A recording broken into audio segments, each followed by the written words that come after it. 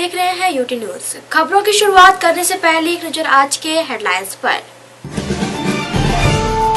उमरगांव की राशि agro company द्वारा फैलाए जा रहे हवा प्रदूषण से स्थानीय त्रस्त।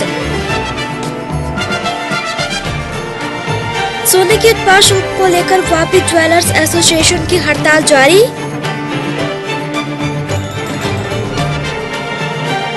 और दमन कोर्ट में राष्ट्रीय लोक अदालत का हुआ आयोजन।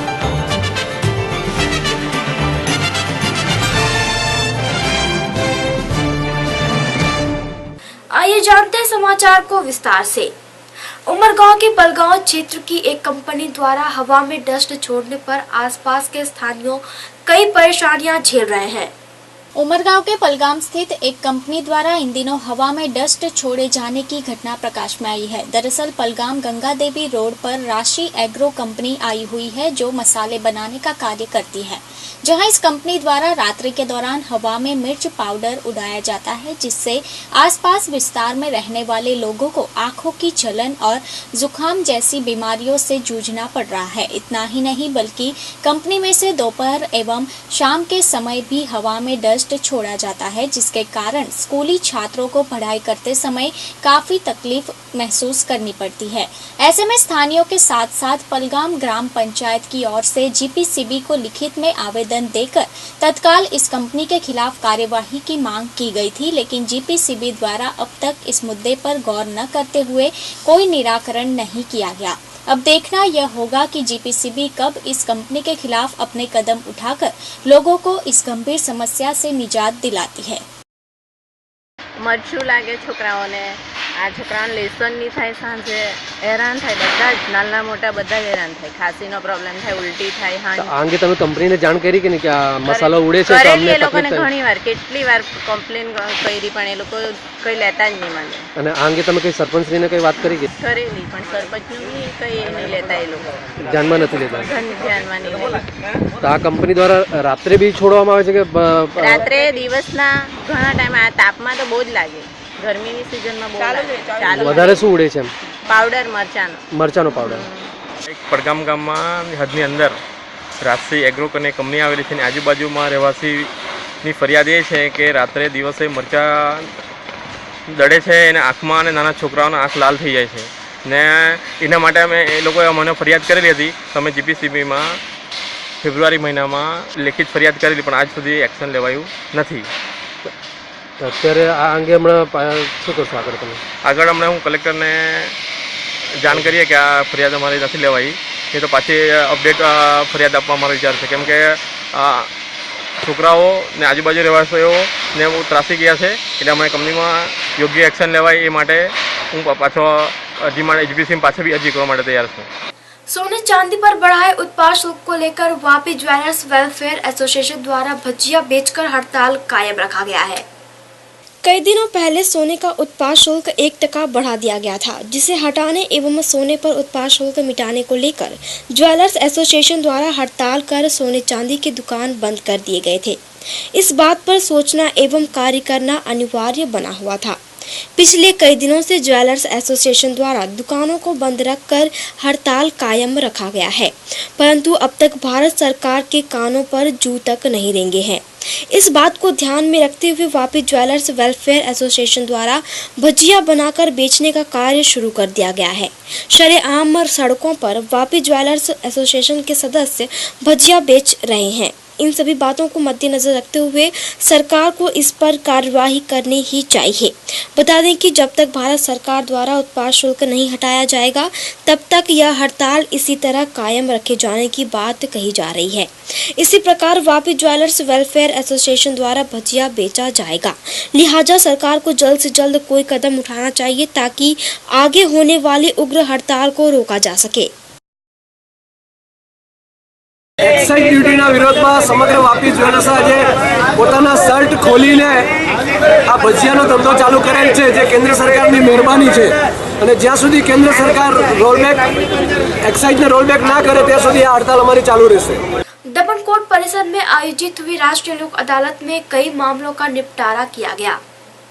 शनिवार को मोटी दमन स्थित कोर्ट परिसर में जिला विधिक सेवा प्राधिकरण एवं बार एसोसिएशन दमन के सहयोग से राष्ट्रीय लोक अदालत का आयोजन किया गया। इस अवसर पर न्यायाधीश एसपी पॉल एजे बाफना, एडवोकेट बकुल देसाई सहित वकील मंडल एवं बार एसोसिएशन से जुड़े तमाम अधिकारी मुख्य रूप से मौजूद थे। बता दें कि साल 2016 की यह दूसरी लोक अदालत रखी गई थी, जिसमें सिविल एवं क्रिमिनल कोर्ट के लंबित मामलों के साथ साथ औद्योगिक इकाइयों से जुड़े मजदूरों के विवादों को मिलाकर 20 से भी अधिक मामलों को शामिल किया गया था। ऐसे में अपने विविध केसों को निपटाने के हेतु से पक्षकारों की भी उपस्थिति देखी गई। इस दौरान दोनों ही पक्षकारों की सहमति से चर्चा करते हुए शांतिपूर्ण रूप से कई केसों का समाधान किया गया। गौरतलब है कि इस लोक अदालत के जरिए कोर्ट में लंबित पड़े मामलों को इसी प्रकार आसानी से एवं पक्षकारों की आपसी सहमति से निपटाने का प्रयास किया जाता है। दमन डिस्ट्रिक्ट लीगल सर्विसेज अथॉरिटीज़, दमन बार एसोसिएशन और सिविल कोर्ट, इनके मदद से यहाँ पर नेशनल लोक अदालत का आयोजन किया गया है। आज का ये नेशनल लोक अदालत खास करके जो कामगार है, इंडस्ट्रीज़ के साथ काम करते हैं, उनके केसेस के बारे में है। साथ साथ जो सिविल कोर्ट या क्रिमिनल कोर्ट में पेंडिंग केसेस है, उनके लिए भी है। जो उपस्थित लिटिगेंट्स है, उनको ये निवेदन करता हूँ कि आज लोक अदालत के सामने जब कार्यवाही शुरू हो जाती है, तब लोक अदालत की प्रक्रिया में हिस्सा लेते वक्त ज़्यादा से ज़्यादा आप ये कोशिश करें कि दोनों के बीच जो झगड़ा है उसका समाधान किस तरह से हो जाए, ताकि आगे जाकर आपको उसी झगड़े के लिए कुछ लिटिगेशन कंटिन्यू रखने की ज़रूरत नहीं पड़ेगी। और साथ साथ में आपके और कोई भी मुद्दे हो गए या इश्यूज़ हो गए, वो भी निर्णित हो जाएंगे। आपको आज ये छूट है कि आप इस जो पेंडिंग लिटिगेशन है, उसके साथ साथ आपके बाकी के लिटिगेशन के बारे में भी आप सोच सकते हैं। उसके अनुसार आप दोनों के बीच कुछ करार कर सकते हैं, एग्रीमेंट कर सकते हैं, और साथ साथ उस मुद्दे को भी यहाँ सम्मिलित कर सकते हैं। लोक अदालत की प्रक्रिया में जब कोई आता है, तो उस वक्त आपको किसी चीज़ का ख्याल रखना पड़ता है, ख़ास चीज़ का, कि यहाँ जो भी आप बातें बताएंगे तो उसका कोई रिकॉर्ड हम यहाँ रखेंगे नहीं, और जो भी बातें हो जाएगी, चर्चा हो जाएगी, उसका यूज़ आपको आगे जाके आप नहीं कर पाएंगे। सिर्फ कुछ बातों के ऊपर आपका समाधान हो जाता है, उसके बारे में यहाँ आप लिखित स्वरूप में कुछ लिख के दे सकते हैं, उसके लिए एग्रीमेंट कर सकते हैं। लेकिन कुछ चर्चा हो गई, इसके बारे में कोई एग्रीमेंट नहीं होता है या उसका कोई नोटिंग नहीं होता है। ये सबसे पहले आप सब लिटिगेंट्स को ध्यान में रखना चाहिए। इस तरह से लोक अदालत की कार्यवाही पूरी करने का हमारा प्रयास रहेगा, और दिन भर में कितने केसेस सेटल हो जाते हैं उसका भी फिगर लास्ट में आ जाएगा। आइए अब ब्यूटी न्यूज इंडिया में देश विदेश की अन्य खबरों पर डालते हैं एक नजर।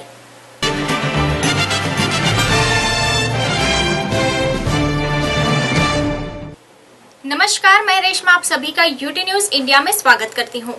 आइए बढ़ते हैं खबरों की ओर।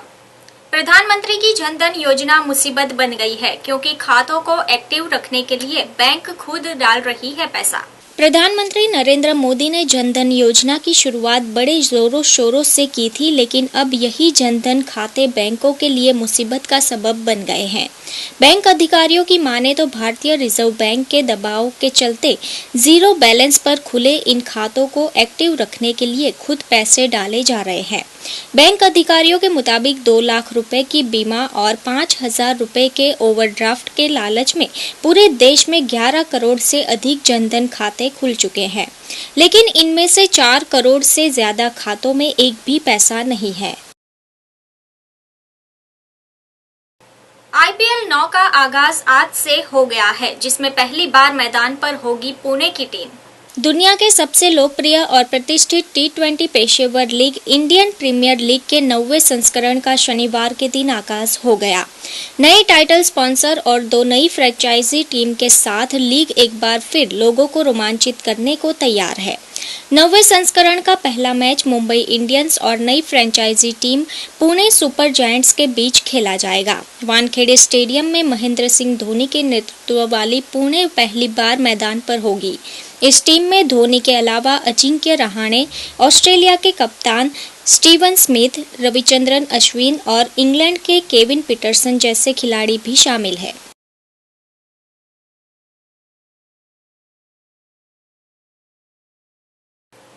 पेरू के पर्वतीय क्षेत्र में बस के नदी में डूबने से कम 23 लोगों की मौत हो गई। दक्षिण पूर्वी पेरू में एंडीज पर्वतीय क्षेत्र में एक बस के नदी में गिर जाने से कम 23 लोगों की मौत हो गई और 32 अन्य लोग घायल हो गए। कस्को क्षेत्र के उर्कोस कस्बे में पुलिस ने जानकारी दी है कि बस लगभग पूरी तरह से नदी में डूब गई, जिसके कारण बचाव दल का काम मुश्किल हो गया। बस गुरुवार रात को प्यूट्रे माल्डोनाडो शहर से रवाना हुई थी। वह यात्रियों को कस्को शहर ले जा रही थी। इनमें से कुछ लोग रविवार को होने वाले पेरू के राष्ट्रपति पद के चुनाव में मतदान करने जा रहे थे। इसी बीच यह बस कम आबादी वाले एक ग्रामीण क्षेत्र में मापाचो नदी में गिर गई।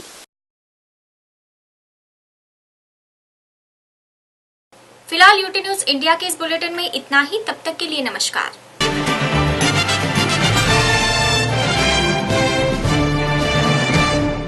समाचार समाप्त करने से पहले एक नजर आज की हेडलाइंस पर। उमरगांव की राशि एग्रो कंपनी द्वारा फैलाए जा रहे हवा प्रदूषण से स्थानीय त्रस्त। सोने के उत्पाद शुल्क को लेकर वापी ज्वेलर्स एसोसिएशन की हड़ताल जारी। और दमन कोर्ट में राष्ट्रीय लोक अदालत का हुआ आयोजन।